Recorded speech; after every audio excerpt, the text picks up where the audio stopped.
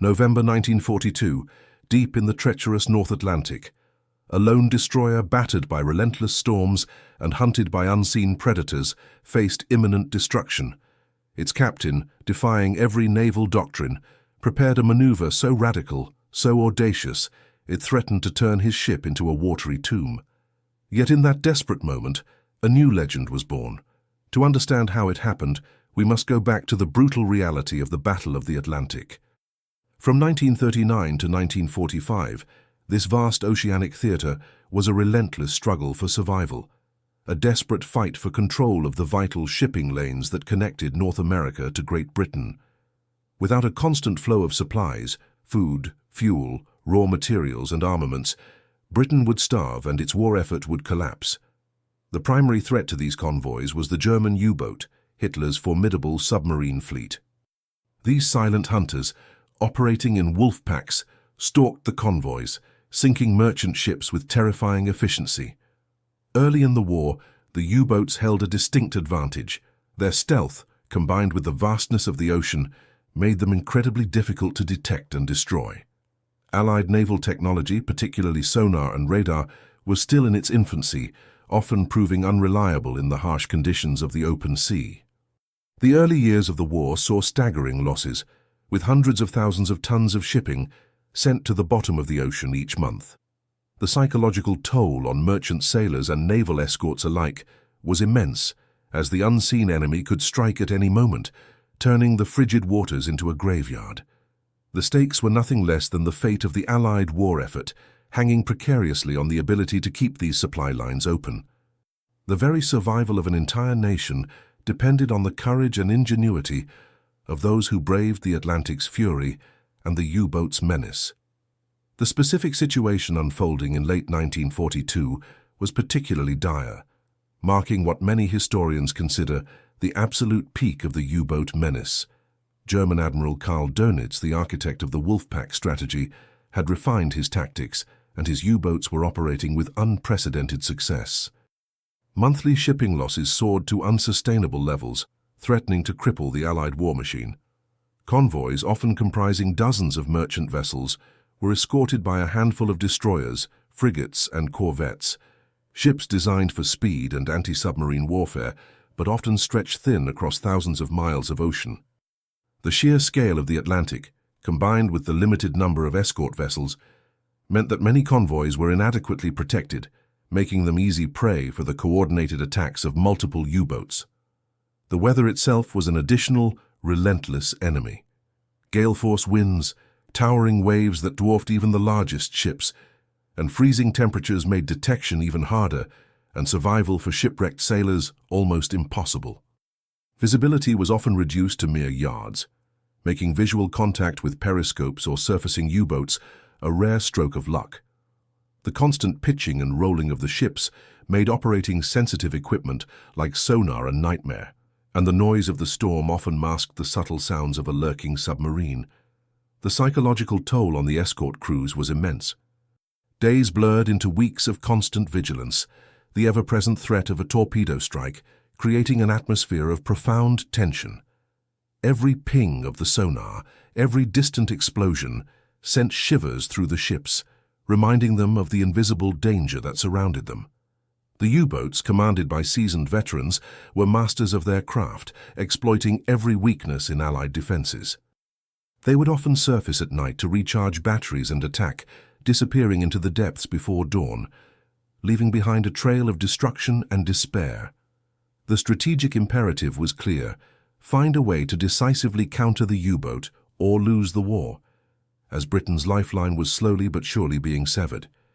Into this crucible of conflict stepped Captain Elias Vance, commander of the destroyer USS Vigilant.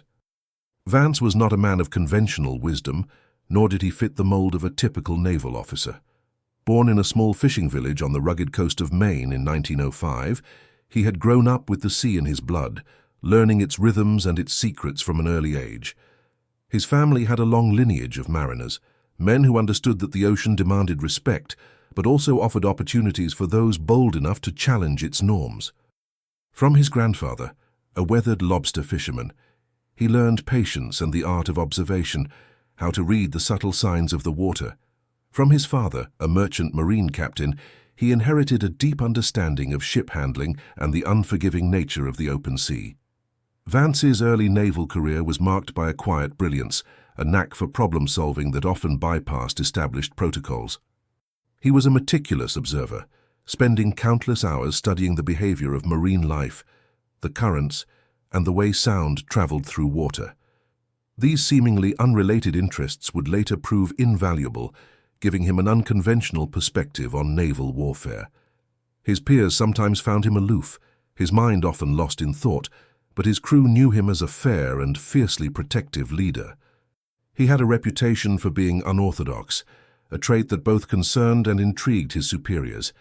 He believed that true innovation often lay just beyond the boundaries of accepted practice, that sometimes the only way to win was to break the rules. Captain Vance's origin and formation were deeply rooted in his unique perspective on the sea, a perspective that set him apart from many of his contemporaries.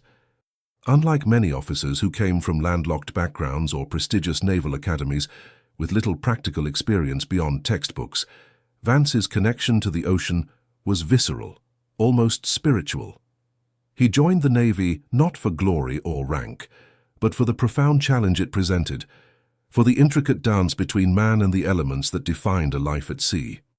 His early years were spent on various destroyers, where he immersed himself in every aspect of naval operations, from the intricacies of engineering to the precise art of navigation and the raw power of gunnery.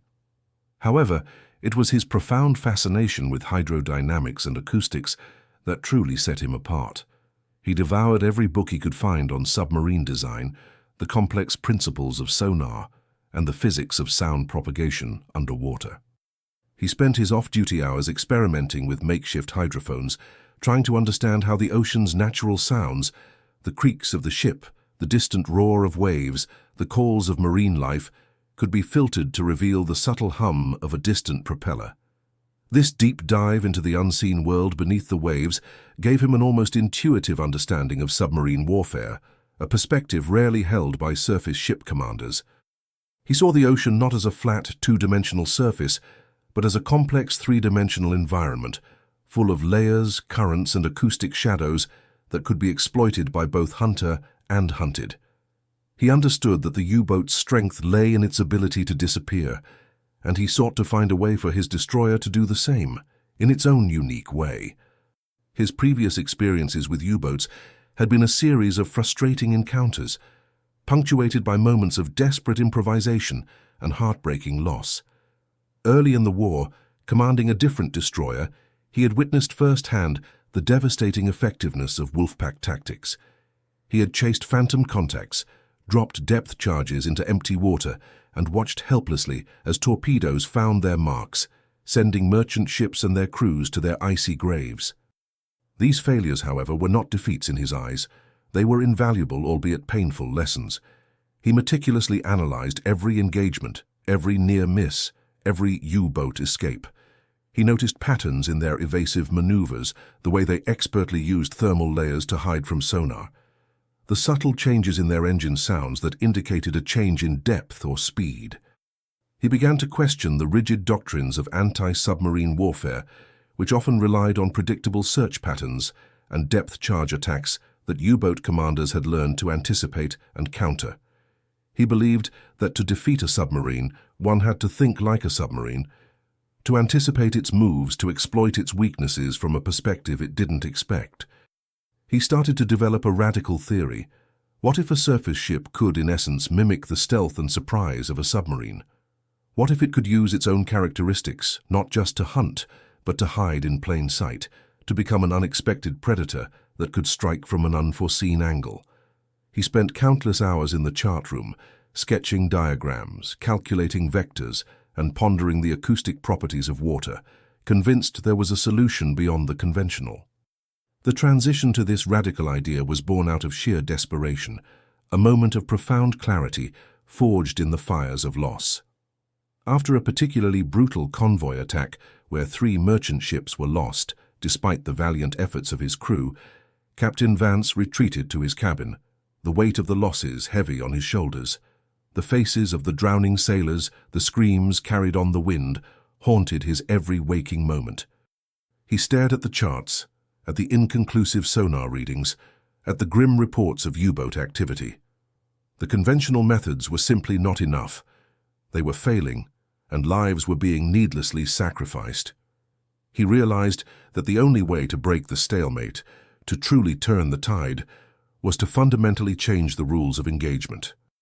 He envisioned a maneuver that would turn the destroyer's perceived weaknesses, its noise, its surface presence, its vulnerability, into an overwhelming advantage. He called it inverted steering, a concept that involved using the ship's own acoustic signature and hydrodynamic wake to mask its true intentions, allowing it to approach U-boats undetected, almost as if it were operating beneath the waves. It was a dangerous, untested theory, one that would require absolute precision, unwavering courage from his crew, and a willingness to gamble everything. But as the Vigilant steamed towards its next convoy assignment, a new, audacious plan began to take shape in Captain Vance's mind. A plan that would either lead to unprecedented victory or certain disaster, but one he was now determined to execute. The dilemma facing Captain Vance was profound, a stark conflict between established naval doctrine and his radical, untested theory. Naval doctrine, forged over decades of surface warfare, emphasized speed, maneuverability, and the use of active sonar to locate submerged targets. Destroyers were designed to be fast, agile hunters, but their very nature, large, noisy surface vessels, made them inherently vulnerable to the stealthy U-boat. The established rules of engagement dictated a methodical approach: detect a contact, track it, and then execute a predetermined depth charge pattern. However, U-boats were adept at exploiting thermal layers, natural sound barriers in the ocean, to evade sonar pings, rendering the primary detection method often useless. They could also dive to extreme depths that made them difficult to pinpoint, and their torpedoes were a constant, deadly threat, capable of sinking a destroyer with a single hit. Vance knew that simply following the book, adhering to these predictable and often ineffective procedures, would lead to more losses, more sunken ships, and more lives sacrificed. His inverted steering concept was a direct challenge to these established norms, a complete reversal of conventional wisdom. It proposed using the destroyer's own noise and wake not as liabilities to be minimized, but as a form of deliberate, deceptive camouflage.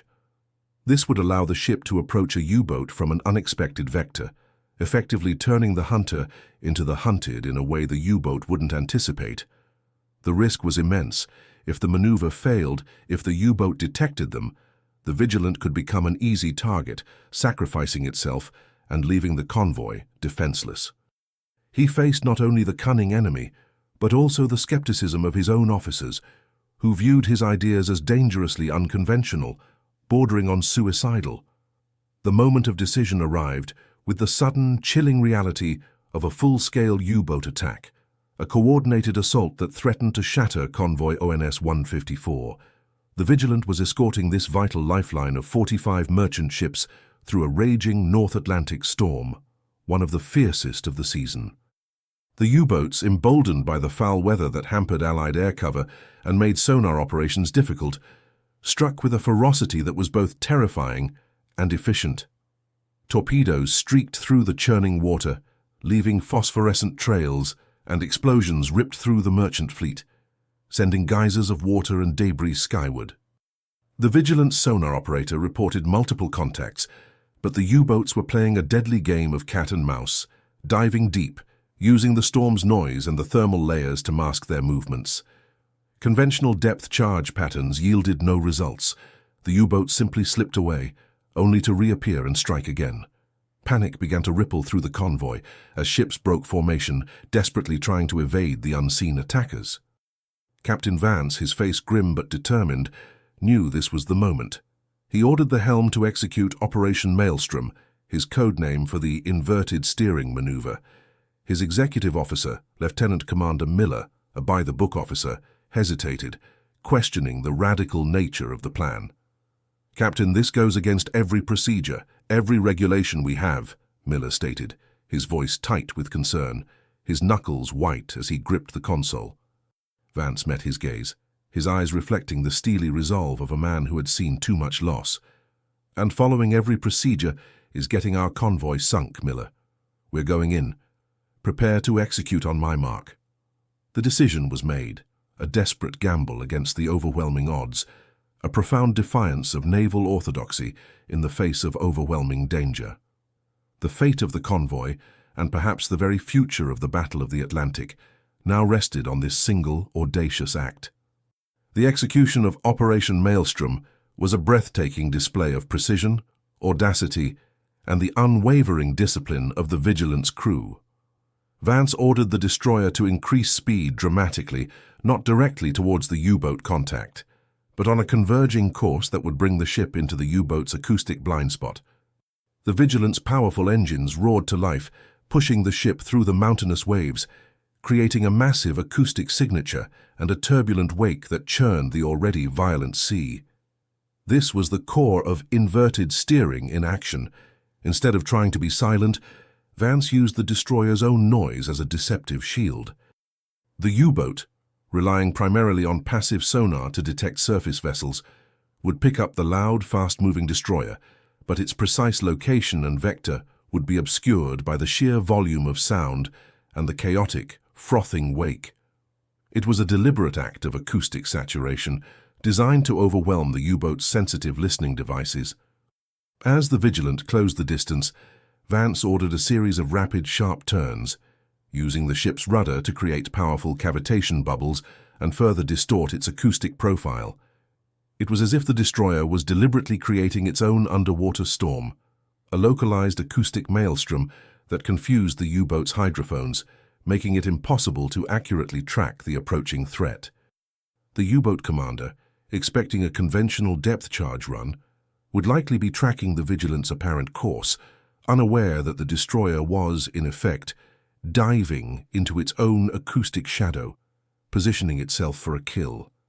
At the critical moment, with the U-boat directly beneath them, confirmed by a fleeting but precise active sonar ping, Vance gave the order. Not for a standard pattern, but for a concentrated, shallow depth charge attack, timed to explode just above the U-boat's pressure hull, a tactic usually reserved for aircraft. The Vigilant shuddered violently as the charges were launched, their explosive force tearing through the water, creating a devastating shockwave designed to crush the submarine. The immediate result was a violent underwater concussion that shook the Vigilant from bow to stern, rattling every plate and beam. A massive column of water, mixed with oil and debris, erupted from the ocean's surface, followed by a sickening gurgle as the U-boat imploded under the immense pressure. Debris, oil, and a few desperate cries for help confirmed the kill. The first U-boat was sunk. The crew, initially tense with apprehension and fear, erupted in a mixture of shock and exhilaration, their cheers echoing across the bridge. Captain Vance, his face etched with fatigue but a flicker of grim satisfaction in his eyes, simply nodded, already turning his attention to the next contact. The success of Captain Vance's inverted steering tactic, or Operation Maelstrom, sent shock waves through both the Allied and Axis naval commands, though for very different reasons. In that single, desperate engagement, the Vigilant not only sank one U-boat, but by repeating the maneuver with terrifying effectiveness, accounted for 2 more confirmed kills and severely damaged a 4th, forcing it to retreat from the battle. The convoy, though battered and having suffered initial losses, was saved from total annihilation, a rare and crucial victory in a period of heavy Allied losses. Initial reports from the Vigilant were met with profound skepticism by naval strategists at Admiralty House. The idea of a destroyer deliberately creating noise and turbulence to mask its approach, rather than striving for stealth, seemed counterintuitive, almost reckless, and certainly contrary to every established doctrine. However, when the detailed after-action reports, complete with precise sonar data, hydrophone recordings, and chilling eyewitness accounts from the few rescued U-boat survivors, reached command, the skepticism, slowly but surely, turned to awe. The U-boat commanders, accustomed to predictable Allied tactics and confident in their ability to evade surface ships, were utterly bewildered by the Vigilant's submarine-like ability to appear from nowhere and strike with devastating precision. Their report spoke of a surface ship that seemed to vanish from their hydrophones, only to reappear directly overhead, dropping charges with uncanny accuracy. The psychological impact on the U-boat crews was significant.